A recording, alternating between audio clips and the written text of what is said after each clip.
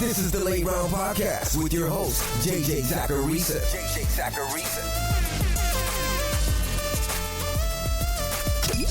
What's up, everyone? It's JJ Zacharisa, and in this episode 892 of the Late Round Fantasy Football Podcast, sponsored by Underdog Fantasy.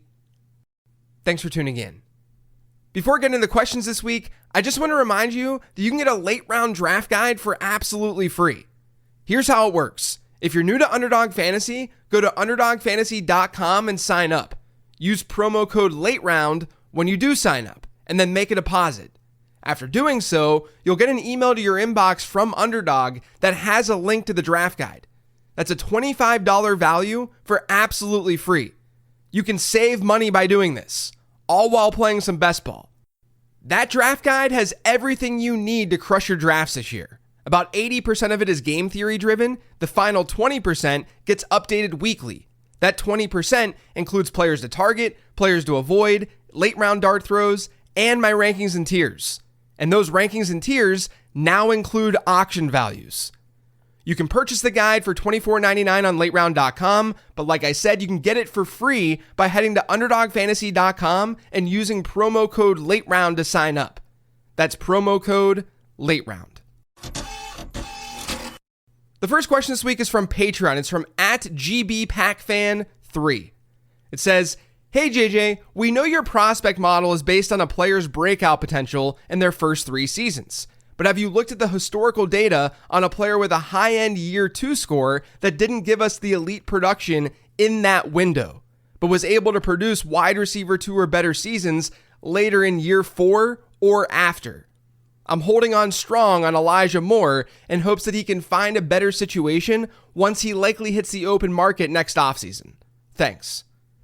So for those of you who are unaware, the year 2 model looks at a player's prospect score, sees how well he performed as a rookie, takes some of those rookie season inputs, and then spits out a year 2 score.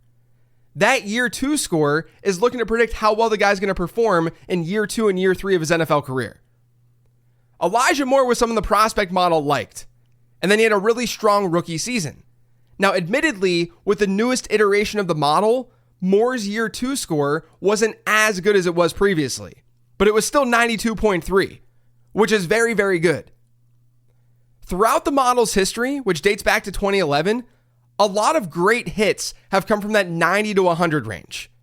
But there have been plenty of guys who hit that range who didn't give us great careers. Chase Claypool, Jerry Jeudy, which I guess we still don't fully know. Kelvin Benjamin.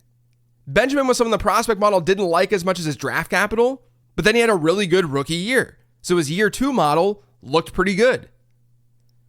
Regardless, when you look at wide receivers from 2011 to 2020, there are 15 wide receivers who had year 2 scores in the 90 to 100 range who then failed to reach 14 PPR points per game or more in year 2 or year 3. So it ended up being bad projections by the model. I'll just read you those names. That way you can judge for yourself if any of these guys ended up turning their careers around. Greg Little, who had a year 2 score of 90 after a 119 target rookie season. That's the first one.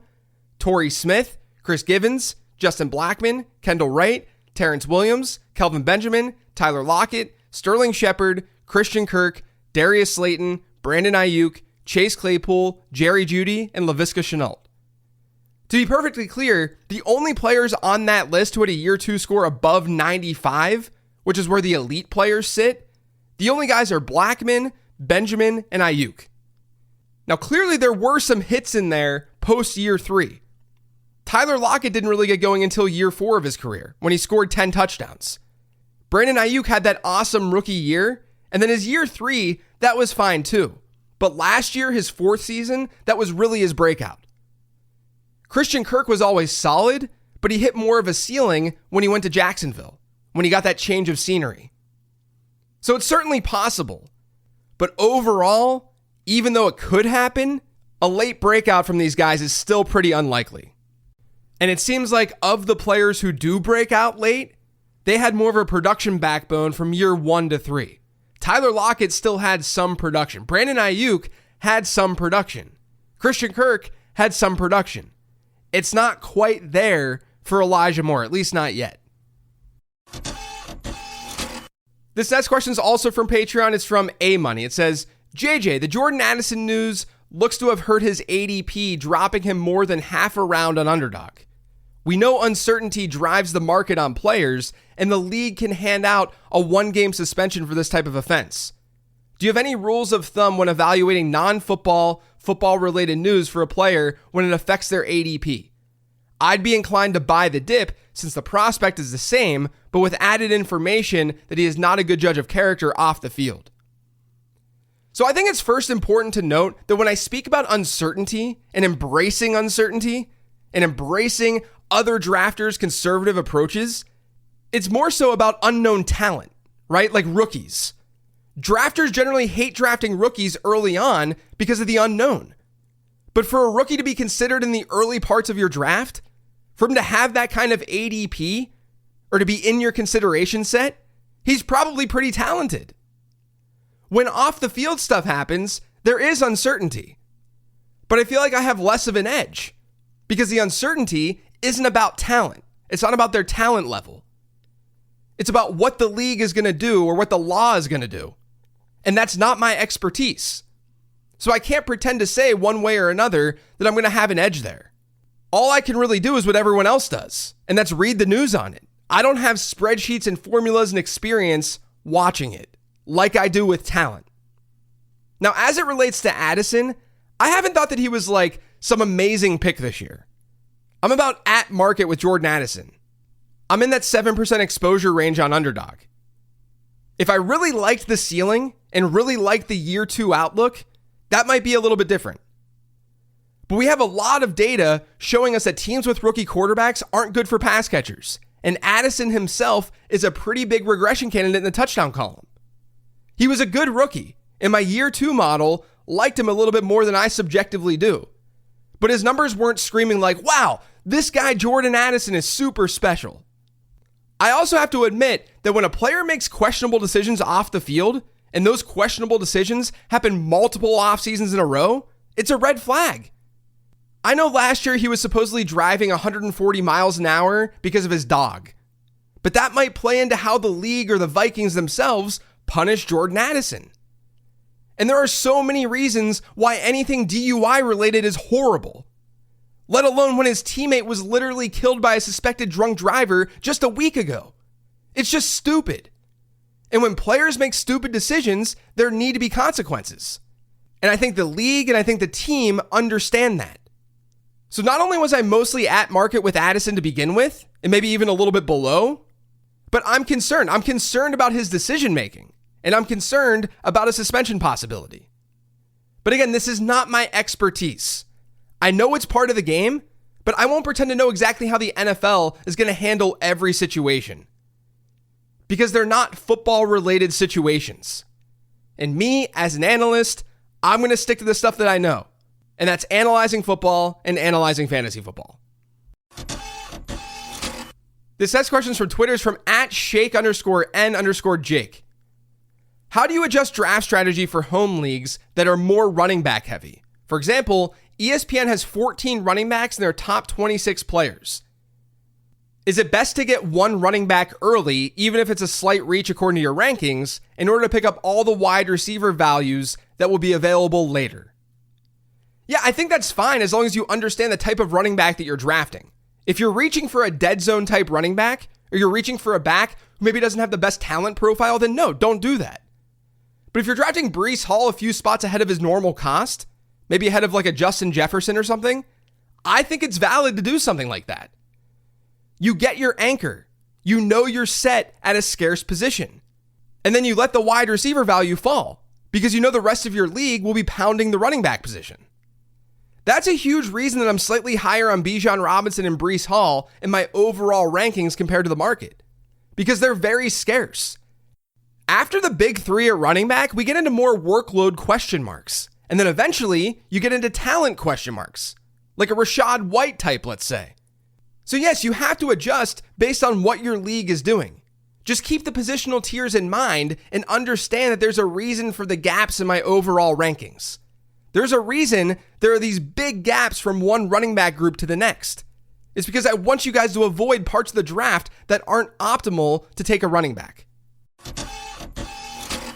This next question is an email from James. It says, JJ, I've loved the Becoming a Best Ball Bro series. Keep up the great work. Thank you.